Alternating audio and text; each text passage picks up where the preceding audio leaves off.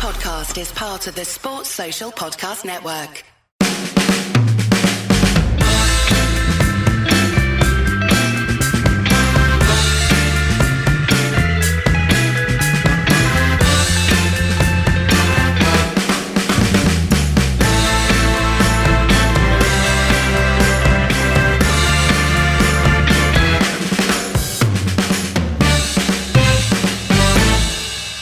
Okay, so international travel has rendered our podcast a little late. Manchester United were a little late to... No, they weren't particularly. They were quite good early in the match and then in the middle of the second half, actually. They were just bad late, actually. Yeah, just ruined your frustrating leg there, one-all... Yeah, totally. A frustrating 1-1 draw. It turns out that so far this season is literally exactly the same as last season, in that we're playing all the same players and getting exactly the same type of performances. Yes. I mean, this time Fred and Matic were dreadful in midfield rather than Fred and McTominay being dreadful in midfield, but, you know, similar players, same sort of results. Although I think we came back and won at Southampton last season, didn't we? Just no Edison Cavani to save us this time. So yeah, it was kind of frustrating. I mean, United definitely had the chances to win that game, for sure. Although, you know, it's low XG all round. But there was the Pogba header in the first half that was reasonably close, and I think there was a Bruno diving header in the second half, and Pogba sort of attempted to dance through Southampton's defence, and he shot wide in the second. You know, but just not too much good stuff from United and quite a lot of frustration. Well, I don't agree, actually, that it's not too much good stuff from United. I thought United did loads and loads and loads of good stuff in that game, just not quite enough right when it counted. Yes, I guess that's what I mean in terms of the chances and stuff. But, I mean, first half, I thought United were actually pretty dominant. Yeah. You know, aside from the fact that Southampton scored a jammy goal with a huge deflection and 100% a foul ahead of actually scoring it. I mean, it looked clear and obvious to me, but I guess I saw what I wanted to see also in that situation. I mean, man just barged him off the ball. I mean, look, if the bar is now you have to shoot the player in order for VAR to overturn it, what's the point? All right, yeah, good. The most frustrating thing, I mean, you said Fred and Matic were bad in midfield. I would say that Matic made Fred look like peak Redondo or something. Matic was when Fred was substituted and you're shouting at the telly, why are you taking him off? And you're talking about Fred. You know the other player that's playing with him is having a bad game. I thought Nemanja Matic was staggeringly poor in this game. Yeah. Every first touch turned into a ball that he had to stretch to receive. His own passing. I mean, clearly he's in the side for progressive passing because, Solskjaer believed that we'd have more of the possession, and we did, but it didn't work because Matic just looked cooked. Yes, I mean, we've been saying this for, how long's he been at the club? 3 years? His legs have gone. Yeah. And, he had a pre-season, so there's not that excuse. He's had a very full pre-season, didn't play in the Euros. So it's just the fact that his legs aren't there anymore and he can't do the running, and I think that's affecting his passing. So you're right, he's there to make those forward balls. Fred's there to do the defensive contribution, and he does it. I mean, I just saw some stats this week. He provides something like 18% of all of Manchester United's defensive contributions, which is quite a lot. And so he does the harrying and the tackling and the intercepting and the blocking and stuff like that. We can argue whether it's good quality, but he's doing a lot of it. And obviously we know his passing is dreadful. Which you're quite right, So Matic comes into the side with the idea of being able to get the ball forward to Pogba and Bruno to do something. And there wasn't quite enough of that for United to go and win the game. And then, but really, in truth, the United were architects of their own downfall. I mean, more than over 2 goals worth of XG in this game for United and half a goal of XG for Southampton. The reason this is a 1-1 draw and not a win is because United's defenders defenders and defensive midfielders couldn't cope with a very basic press. I mean, Southampton got a lot of praise from the commentators. The lead commentator, I don't know who it was in particular, was sort of saying, oh, they've really turned it on. It's like, they haven't turned it on. United have just started passing the ball to them every time they try and play out from the back. It was a extraordinarily frustrating performance in terms of and individuals, they were all at it. Wan-Bissaka passed the ball directly to a Southampton player at one point. Maguire did it. Pretty sure Lindelof did it too. Matic certainly did. It was just the inability to sustain periods of possession. For the first 20 minutes of the second half, I thought it was going to be a procession for United. You know, it looked like they were going to score at will. I think the problem wasn't in the kind of attacking third at all. Although... I thought it was a very strange decision to go back to the beginning of the game to play Martial through the middle and Greenwood out wide in this game. I did think that was an odd selection choice, Ed. Yes, given that Greenwood had scored in the previous game and has looked lively, and Martial's only just back from 5 months out. I mean, it showed, didn't it? With Martial, he had a dreadful game, and I don't want to dump on Martial because I'm not anti-Martial.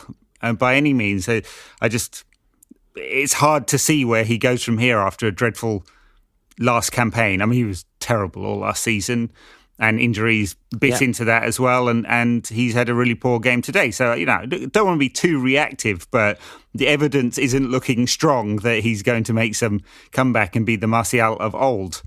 Solskjaer has a question to ask there, doesn't he? Sancho sort of... on the sidelines, waiting to be fit enough to start a game, and Greenwood having started the season so well, it seems fairly obvious what Solskjaer can do until Cavani is back. Sunday, not today, because we're recording this on I don't know what day now, Wednesday. Sunday, Martial was really poor, and he got hauled off after an hour or so, and it probably could have come earlier.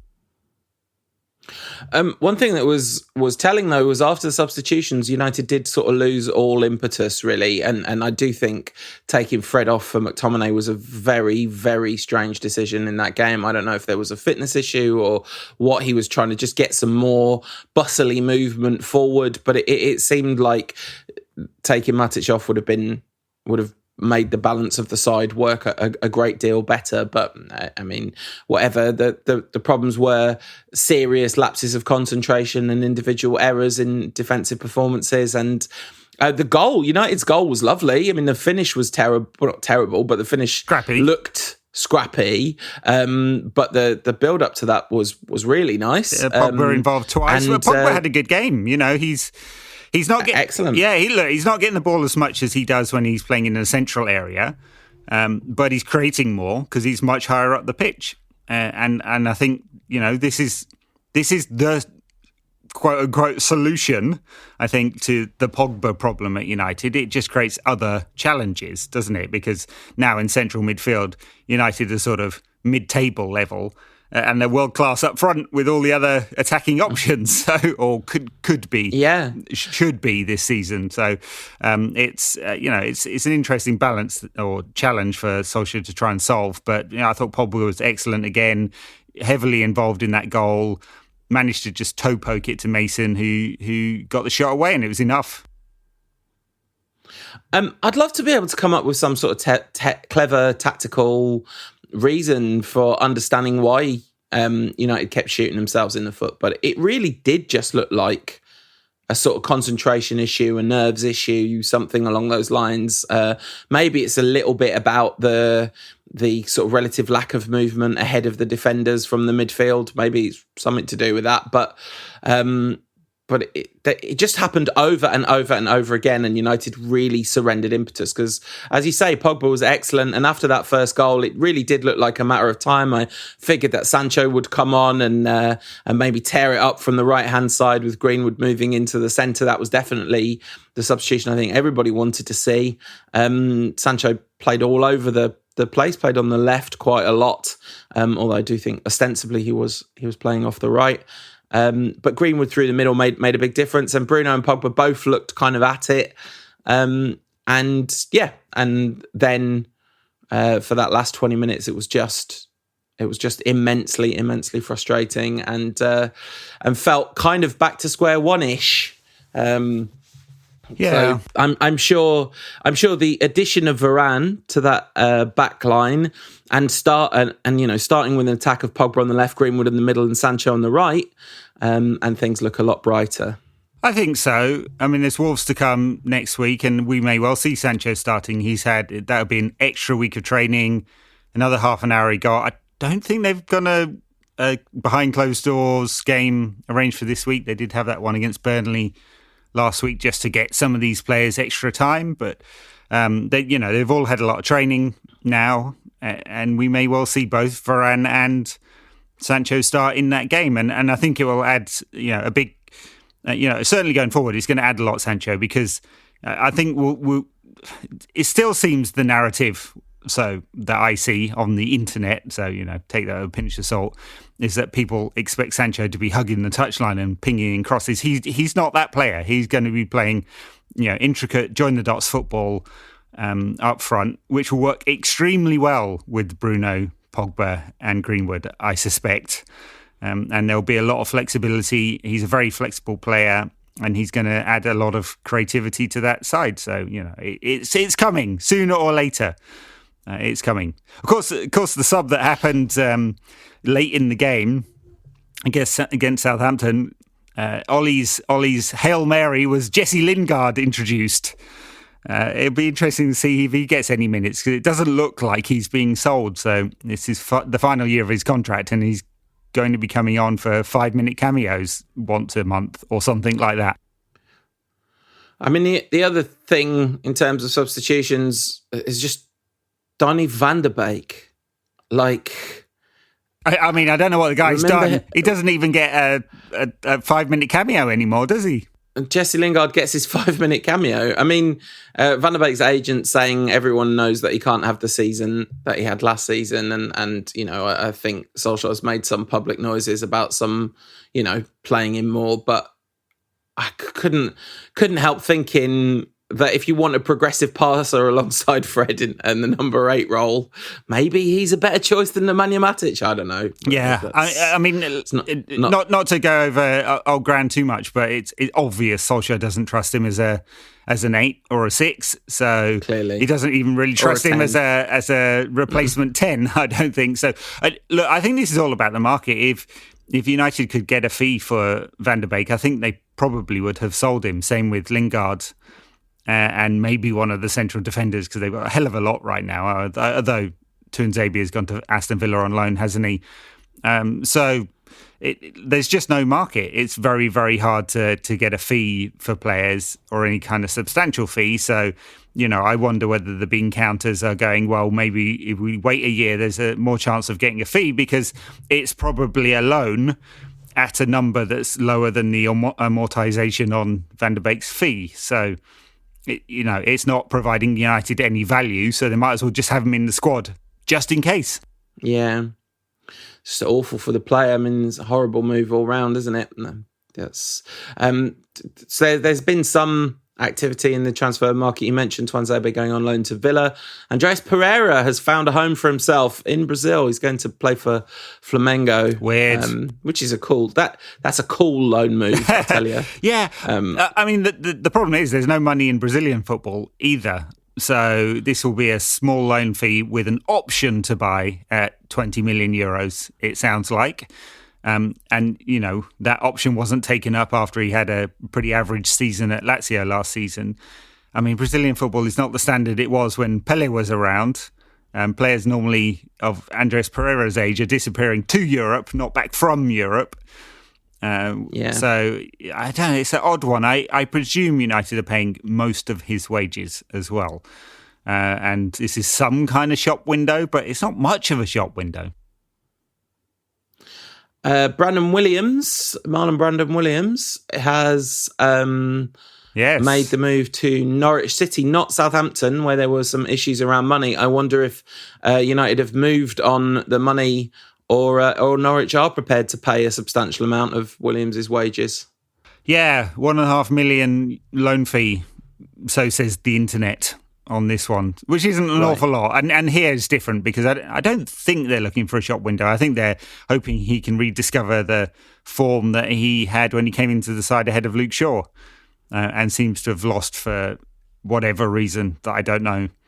So, but if he gets some games, that'd be great. It looks like he'll play at left back because obviously Max Aarons is at right back, and there's someone, pops in and buys Aarons before the end of the transfer window, which could happen because there's a lot of interest, very interesting player.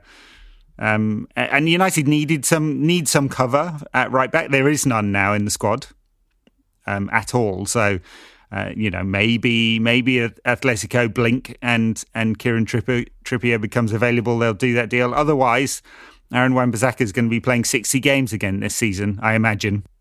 He didn't have a very good game against Southampton either, really, I thought, Wan-Bissaka. United is still a bit lopsided in terms of attacking intent. Yeah, and we hope that Sancho balances that out a little bit. But like you say, that'll be Aaron Wan-Bissaka's role in that will, generally speaking, to be a decoy, and everyone's going to know he's a decoy, which is why they were doubling up on whoever was near him and letting him have the ball in space all last season. The ultimate ignominy for any professional footballer, I guess. I mean, the lack of an existing transfer market at all is sort of fascinating, because United are in a position where they've done these two fantastic bits of business. And, we're talking about Sancho coming into the side and what difference that'll make to the balance of United's attack. For me, he's by far the second priority in terms of the two signings we've made and getting them into the starting 11. The player that needs to get into that starting 11 as soon as possible is Rafael Varane. I think inevitably, Lindelof had quite a good game against Leeds, and Solskjaer was never going to drop him for this, but I would not be at all surprised to see Varane and Maguire start against Wolves at the weekend, 4:00 Sunday. Yeah, absolutely. Wouldn't be surprised at all. He's got to start at some point, hasn't he? And I think a couple of weeks of training, he won't have had any games at all. I don't think there's a reserve game he can play in. So, that'll be it, but he's got to play at some point. For sure. Yeah. And that's, we've talked at length about why he's such a good signing, but I think we saw it in that back line. Maguire attracted a ton of praise for his performances in the Euros, and he just immediately looked half the player again in this game, because that balance around him is just clearly not right. So we'll get Varane back in the side. We'll get Sancho in the side. No immediate worries. And I think, we know what United are on course for this season. We dare to dream about a challenge for the league title. But given that the transfer market to sell players just doesn't exist, we're not going to get a defensive midfielder in. We do not need to have the conversation about how incredibly short-sighted it is not to just bung another 50, 60 million into the market. It's not like that money's going to make or break the club, no, is it? No, it's not. No, this is entirely about how much free cash flow United have. They are dipping into their revolving credit line, and how much they can therefore paying a dividend to the Glazers. I'm sorry to be totally cynical, but it's exactly that. United are managing the business like that. This is a time when basically FFP is dead, and United have never had an FFP problem anyway, or anywhere close to it. There are creative deals to be done. You never know. Speculation this week, and that Saul Niguez from Atletico Madrid may become available. Who I don't know anything about that one. He's a good player. He's a kind of busy all-rounder, really. I wouldn't say he was a pure defensive midfielder. He contributes nothing from an attacking sense, and sort of busy in midfield. I don't know whether he's the perfect fit for United there, and whether it solves the problem. The imbalance is caused by the fact that United cannot play 2 8s because no one trusts one of McTominay, Matic or Fred to play that defensive midfield role on their own.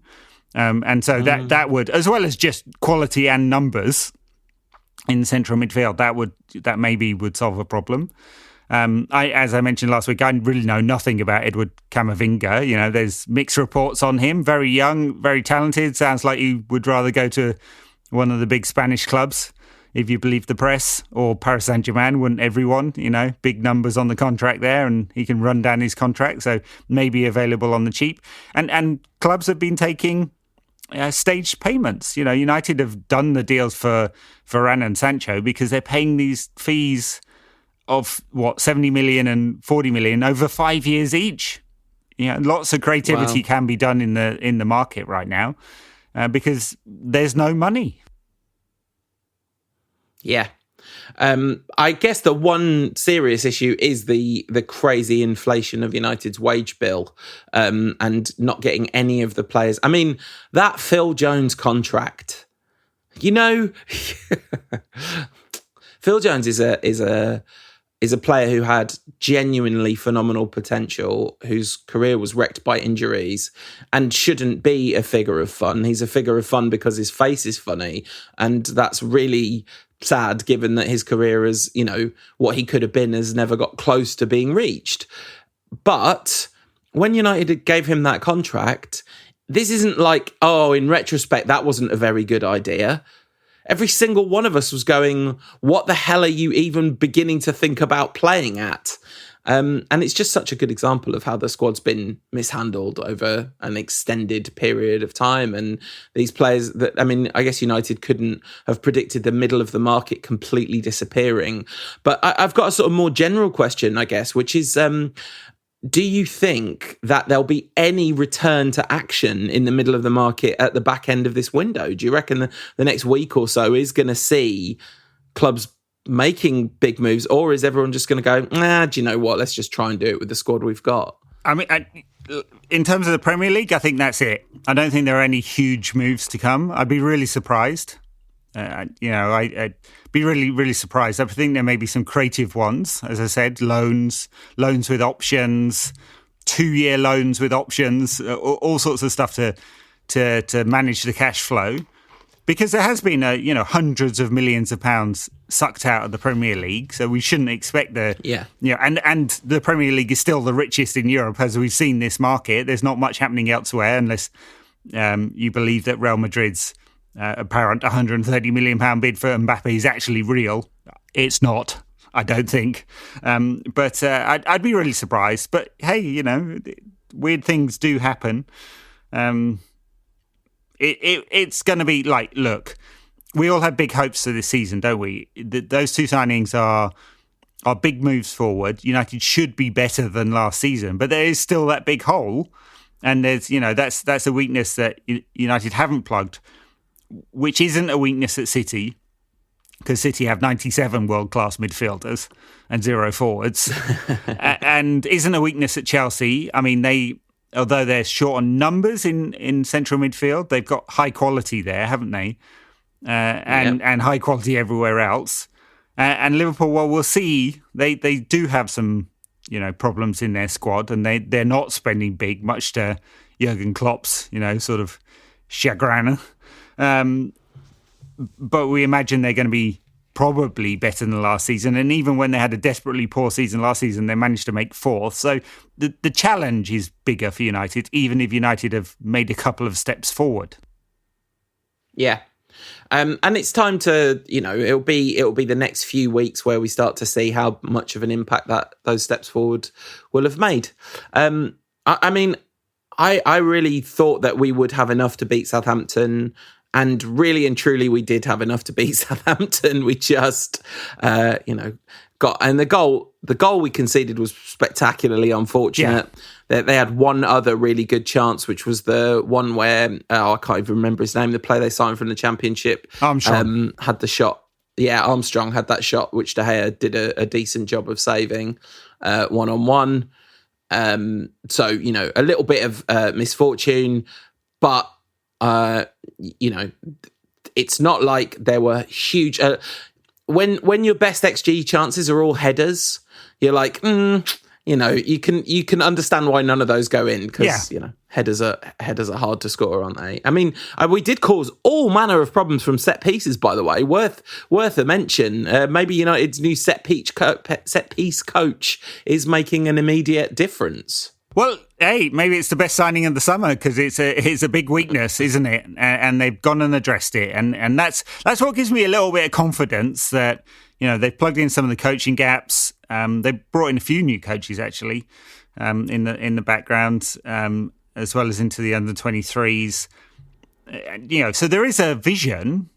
Whether that's Ole or Murta or some combination, it seems like the sporting structure at United has been given a bit of an uplift. Is a bit more professional than it was. I don't know. That may have factored into the deals for Sancho and Varane. There were deals to be done there, of course, but also just the structure around the place. Finally, 15 years too late, but finally there, or at least 8 years too late. And so that gives me hope that things are moving in the right direction. And then for just this match, it could have gone differently. I do think there's been quite a negative sort of reaction from the Twitterati, hasn't there? And I suppose that always happens. I don't know. No, you've done the sensible thing and deleted that nonsense. It's pure bottom half of the internet, isn't it, Twitter? But the reaction was fairly negative. And, I'm thinking, man, short pre-season, better than most, better than the last one, but, not perfect because of the Euros. And we're second game into the season. United have created 2 XGs worth of chances, not been able to take them in a fairly scrappy game. Let's not overreact, folks. I think I mean, look. Well, it's a good job. It's a good job you were on a plane and we didn't record this podcast at 4:00 on a Sunday because you've heard a lot from that. You'd have heard a lot of that from me. Yeah, I was immensely frustrated at the nature of the performance. Oh no, for sure, and I get that totally. I enjoyed the first half on the plane because I was sat on the tarmac at JFK because, as the captain said on the plane, the ground staff from Delta, throwing them under the bus, weren't able to shut the door. And look, I was kind of glad they took their time to make sure the door was shut properly because an open cargo door and you're taking off at 700 miles an hour or whatever, is not good. It's not good. So I was kind of happy about that. Not good. Managed to watch the second half when I got back to Blighty. And I can share your frustration, even though, of course, I knew the result by then, and was able to take a step back as a result. So look, anyway, I'm not hugely downcast by this result or the performance particularly. I kind of know what we're going to get from United. I think we're going to get a slight step forward from the second half of last season, which was pretty good, in terms of results.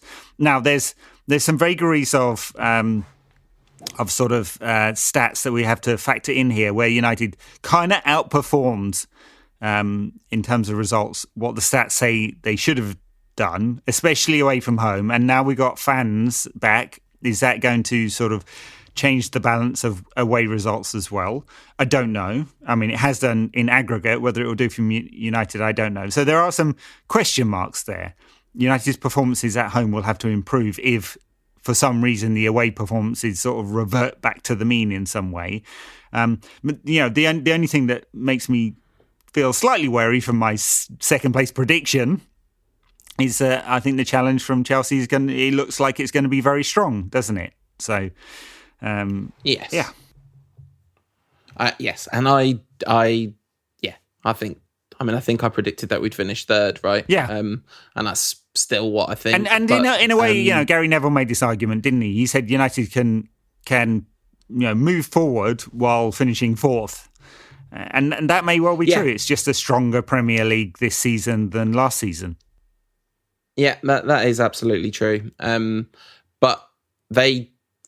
There were moments of attacking play which looked pretty coherent and pretty together in that game, which is a good thing, but just too many really big, really unnecessary errors. And that's what cost us in the end.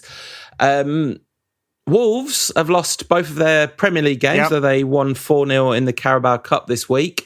Lots and lots and lots of shots. They had 25 shots against Tottenham to Tottenham's 8 or something like that. The XG in favour of Tottenham, but not if you take out the penalty in that game, and the XG in favour of Wolverhampton Wanderers against Leicester in that first game. So perhaps they've been... I don't think I've seen a minute of Wolves so far this season, but I think they've probably been, it sounds like they've been a little bit unfortunate. This is the post-Nuno era, and Wolves are having 25 shots in a game. Yes, Bruno Lage, the Portuguese coach, because it couldn't be anything other than Portuguese coach / player, could it, at Wolves? Coming in and shaking up the style a little bit. Of course, they got Raul Jimenez back. Good to see him back because, he gave a couple of interviews on his return saying that the doctor said he was much closer to this being a fatality than perhaps we understood. This was a really, really serious injury. Not only the fractured skull, but fragments of bone in his brain. To make a return, he's got this... kind of weird-looking helmet padding thing that he's going to have to wear for the rest of his career. But that's a big bonus for Wolves, isn't it? They've gone backwards a bit, of course, in terms of what they have in their squad, and they sold a couple of key players last season. We'll see. There's some speculation that Adama Traore maybe sold as well, probably for much less than the 150-odd million that the owners were looking for a couple of years ago. So they're kind of having to start again and rebuild. But yeah, it looks like they've got a different style. It'd be interesting to see if that works for Bruno Lage, or if these early results are an indicator that they're going to struggle a bit this season. This is back at Old Trafford, isn't it? On Sunday. It's a Wolves. Yeah, it's a Wolves. Yeah, interesting. United on the road again. Are we gonna get United on the road going behind and a famous comeback win, as we've seen for 27 games unbeaten in the Premier League on the road, which equals the Premier League record? Or are we going to get more of the scrappy stuff that we saw at Southampton?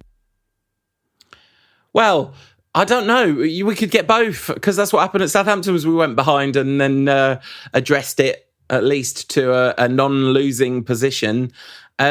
I feel very poorly equipped to preview this game, as if I ever feel well equipped to preview our games. Certainly in terms of what Wolves are doing, just because I haven't been paying attention to the Bruno Lage era.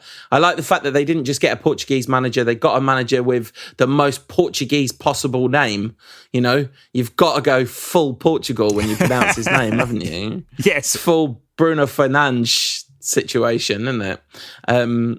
I don't mind it when commentators do that. I'm not sure I'm going to pull it off because my Portuguese is not so good. They've in their 2 games today, they played 3-4-3, and with Traore, Jimenez, and Trincão's the player they've got on loan, from Barcelona. Who a lot of people really rate him, young player, and hasn't really done anything in the 2 games to date, but.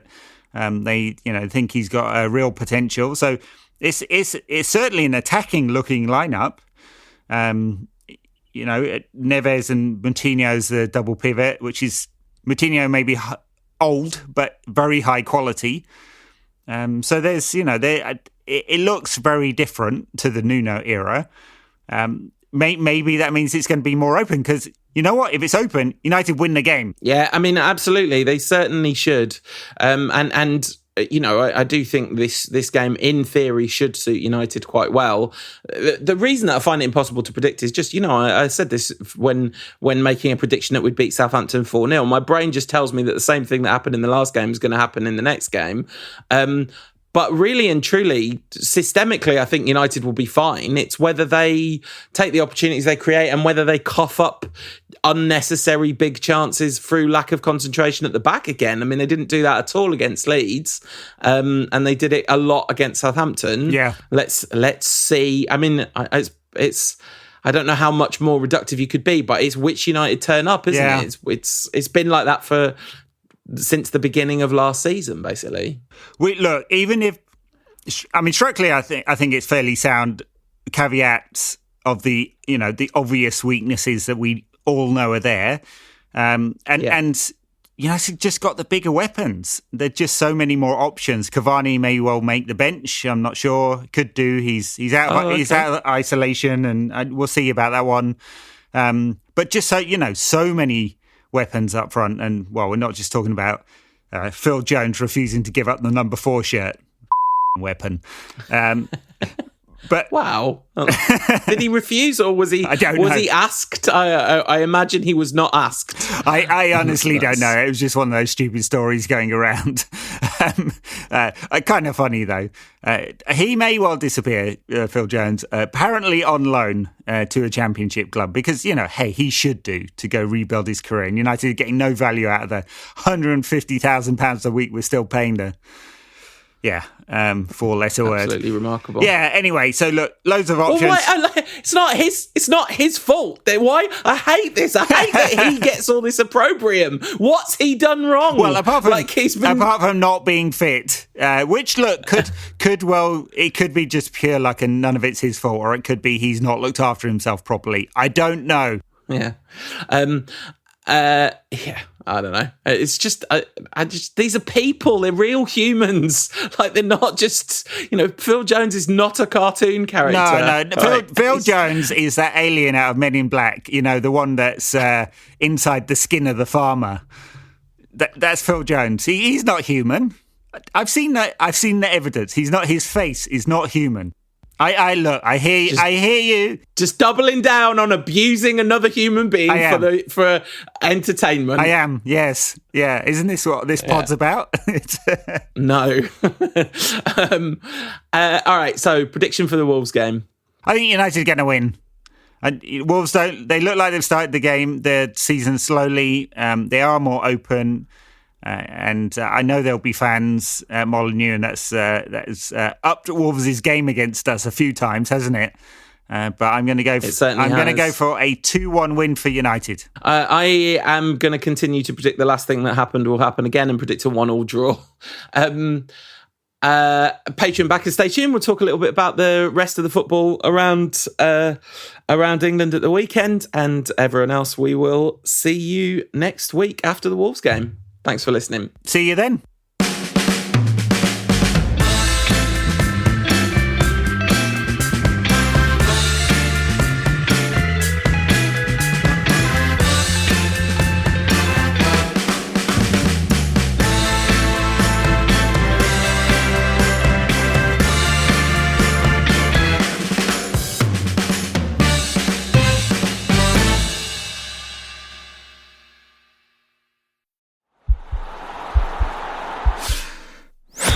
This podcast is part of the Sports Social Podcast Network.